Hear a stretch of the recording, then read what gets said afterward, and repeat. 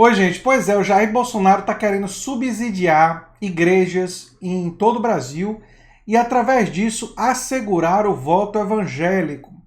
É uma medida demagógica e populista, obviamente, e nós vamos avaliar, inclusive, se isso não é uma ruptura com a noção de Estado laico, uma noção fundamental, uma perspectiva fundamental para as democracias ocidentais, para a democracia de uma forma geral.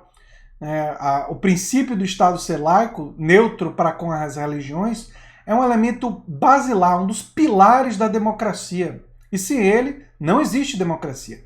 Nós vamos falar sobre isso no vídeo de hoje. Se você chegou agora, o canal é a Nova Máquina do Tempo, eu sou André Teixeira Jacobina, e a gente vai falar, e se você gosta do que a gente faz, você já sabe o que fazer, e tem links das nossas redes sociais, do nosso Apoia-se, no comentário fixado. Vamos direto para a reportagem, não é? Reportagem do Metrô 1 e diz o seguinte: Bolsonaro planeja subsidiar a conta de energia de igrejas. Ainda que beneficie templos religiosos de forma ampla, os evangélicos são alvo do plano. Vale lembrar que várias igrejas evangélicas têm uso de muitos microfones e equipamento de som que gastam muita energia elétrica, esses mega templos, né, as mega igrejas. Essa é a reportagem de Juliana Almirante.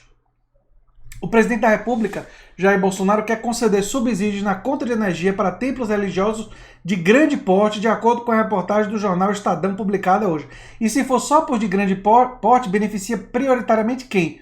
Os templos evangélicos, porque muitas das outras igrejas e templos de outras religiões têm, até pelo fato de ter menos adeptos aqui no Brasil, têm templos e organizações muito menores. Se você for procurar uma organização judaica, hindu, budista, você vai encontrar sempre organizações menores aqui no Brasil, porque tem menos quantidade de adeptos, né? Já os evangélicos têm aquelas mega igrejas.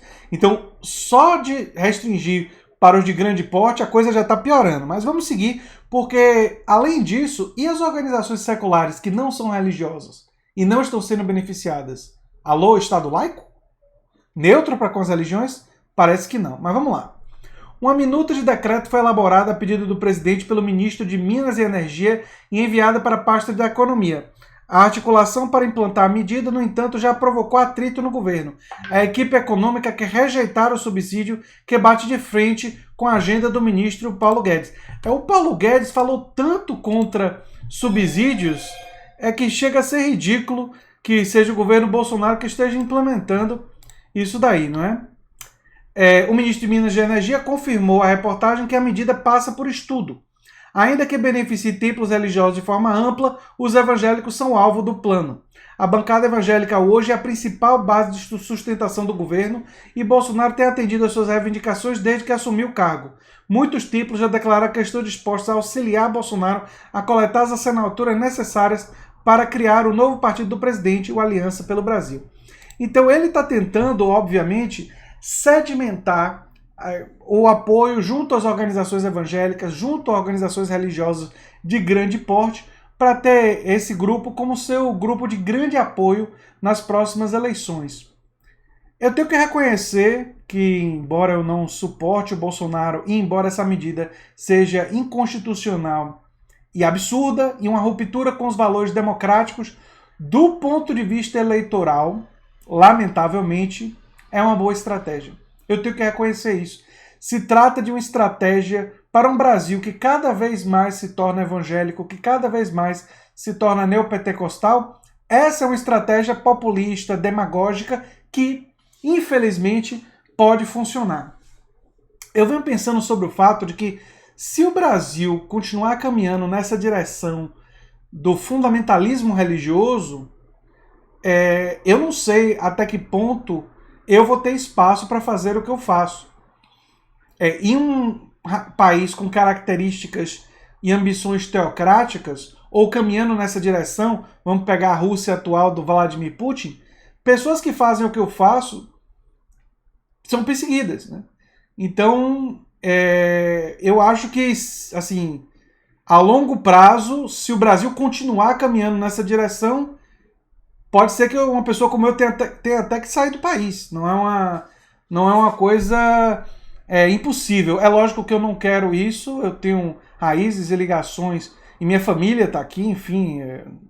enfim, não penso nisso agora, mas esse tipo de coisa e esse tipo de caminho da conexão entre o Estado e as igrejas e um caminho em direção a uma perspectiva teocrática que esse tipo de medida apenas reforça, genuinamente me preocupa, me preocupa para saber se o Estado brasileiro vai continuar sendo laico. E eu tenho percebido ao longo do tempo que nós não temos uma cultura de Estado laico, uma cultura democrática, uma cultura de liberdade de expressão profundamente enraizada na nossa população. Isso não faz parte do nosso horizonte da maior parte da nossa população, mesmo entre pessoas de classe média, mesmo entre pessoas que tiveram acesso a estudo. Nós ainda estamos muito distantes de uma França, de um Canadá, de uma Suécia, de uma Dinamarca, e é como se nós caminhássemos para ser sociedades completamente diferentes. E isso verdadeiramente me preocupa, porque eu estou do lado da ciência, do conhecimento científico, da democracia mais ampla, mais substantiva, de uma noção de liberdade de expressão e noção de Estado laico ainda mais forte do que nós temos. E eu vejo o Brasil caminhar na direção oposta daquilo que eu defendo, né? Eu ainda acho que há uma possibilidade de reversão no futuro próximo, né? Nos próximos 6, 8 anos eu ainda acho que há uma possibilidade de reversão. Mas se não houver, a situação para pessoas que fazem o que eu faço, que estão na mídia alternativa, independente, tende a ficar muito difícil de verdade. Enfim, o Supremo recentemente deu uma sinalização positiva. Existem órgãos e figuras na nossa sociedade que ainda defendem firmemente, instituições que defendem firmemente os valores de um Estado laico, de uma liberdade de expressão não tão ampla e não tão forte quanto a que eu defendo. Mas enfim, nós vamos ver nos próximos anos o enfrentamento entre essas perspectivas. E vamos ver se a democracia vai vencer no Brasil ou se nós vamos caminhar para um Estado teocrático. Essa é uma dúvida muito grande e que o campo progressista e o campo de esquerda têm um dever, uma obrigação de, nesse caso, se aliar com aqueles que são liberais para defender um Estado democrático, laico, e todos aqueles que acreditam nisso precisam se unir, porque as forças contrárias a isso são muito fortes e, infelizmente, muito presentes em boa parte do setor fundamentalista evangélico, embora não signifique que todos os evangélicos pensem assim. Aqui no canal mesmo tem pessoas que são evangélicas e que não são fundamentalistas religiosos nem nada disso, não é? Enfim, era isso que eu tinha para dizer sobre esse assunto. Me preocupa do ponto de vista eleitoral essa medida do Bolsonaro, porque eu acho que pode ser muito, muito eficaz, e cabe o campo progressista. Eu vou acrescentar uma coisa que eu venho pensando sobre isso. Eu acho que o campo progressista tem que recuperar a mensagem do cristianismo de estar do lado dos pobres, de ser contra os ricos, o poder dos ricos, de fazer uma associação entre a existência real de um sistema oligárquico no Brasil e a mensagem do cristianismo, que era uma mensagem crítica da acumulação de riqueza e uma mensagem de estar do lado dos mais pobres, de estar do lado da classe trabalhadora, que haveria um mecanismo de diálogo nesse setor e nesse sentido, não é? Ou seja, haveria uma possibilidade de você explorar e de você utilizar essa base, digamos, bíblica e cristã no que se refere a esses temas para dialogar com esses setores da população.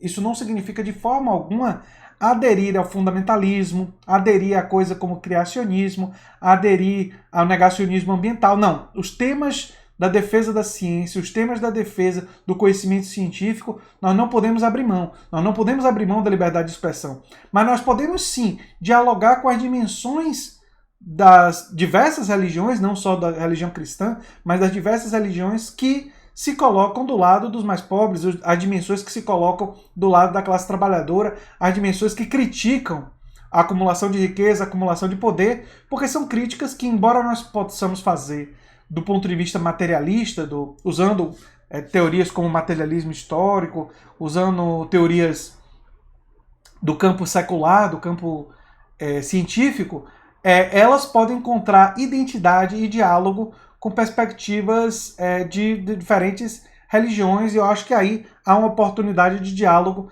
para a gente não ceder todo esse campo para a direita. Eu acho que essa deve ser a estratégia do campo progressista. Enfim, se você gosta do que eu faço aqui no canal Nova Máquina do Tempo, se inscreva, dê um like, compartilhe e a gente se vê no próximo vídeo. Tchau, tchau.